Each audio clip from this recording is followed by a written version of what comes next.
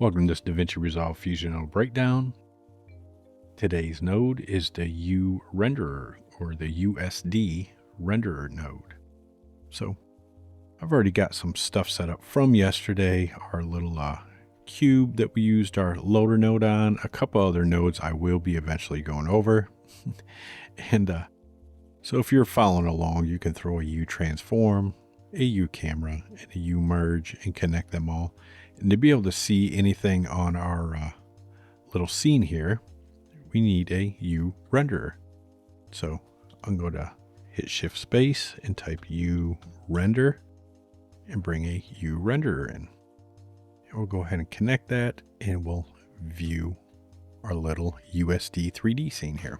So basically the U renderer is kind of like our 3D renderer or any other renderer we have. We need this render to be able to render down to a 2D image anything we have in our scene. So that's exactly what this is doing. Anything coming out is now a 2D image. So on the renderer itself, up here we can change our camera, and if we didn't have a camera by default, it would use its own little camera. But if we want to use our camera that we input, we can input that and it'll pick it up, or we can go select that camera if we have multiple cameras in the scene. In your layer name, you can just name your layer if you want, because if you have multiple layers coming out, and I will show this in a second, you may want to name it. So here we can just put say render, and we'll get here in a second. So down here we have render type, which is storm, and this is the only renderer that Fusion has right now. So you have no other options. Now down here, your AOV allows you to change your arbitrary output variable or any additional passes that you want to output.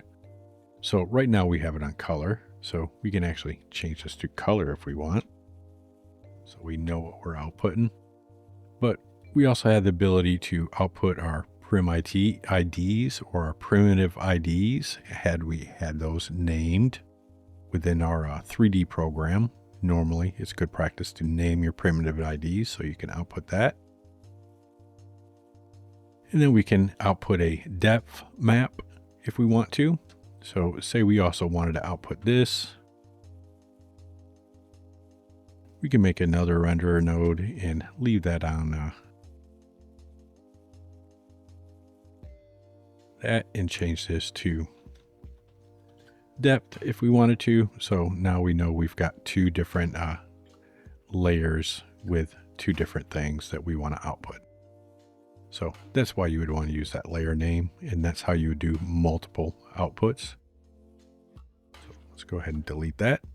And then we also have camera depth, which even though this entire image is black, this is actually your most accurate depth pass of what's going on here, because it's using our camera and doing an actual depth pass according to the scene based off of our camera. And even though it looks black, there's actually tons of information going on in here. So it is working. So that is the camera depth AOV. Under our lighting, we have three choices. We can use no lighting. If we just want to work quick and not worry about shaders and lighting, this will be super fast, especially if we have animation we want to do. We've got our camera, which uses the default light that comes from the camera. It's not an actual light you can control, but it will pass lighting so you can see what's going on. And then we have scene. So any lights we bring into the scene, this is what we want to check. Like the 3D renderer node, when we checked lighting and shadows, it's the same thing. We want to check that scene, so it's using any lights that are coming into this merge. And once we have this scene light, we have this enable sky dome and enable shadows. Self-explanatory. If we want to enable shadows, we can. If we're doing look dev, we can uncheck that until we need to get to the shadows. It'll make it a little faster. And then this enable sky dome, if we use an HDRI to do a dome light, and we want to see that HDRI in our camera, this is the one we select. So once we enable sky dome, you're going to be able to see those clouds or whatever your HDRI is in the background. And we'll go over that again when we go over the sky dome. So let's put this back on camera. Our complexity is just how many passes our renderer is going to do, whether it's low, medium, or high. Our render purpose, you're going to leave this on renderer. If you're doing proxies or guides, you can check those, but most of us are all using renderer. For your auxiliary channel, all we have is the Z, so you can change that that depth pass or that camera depth to Z depth information if you want to.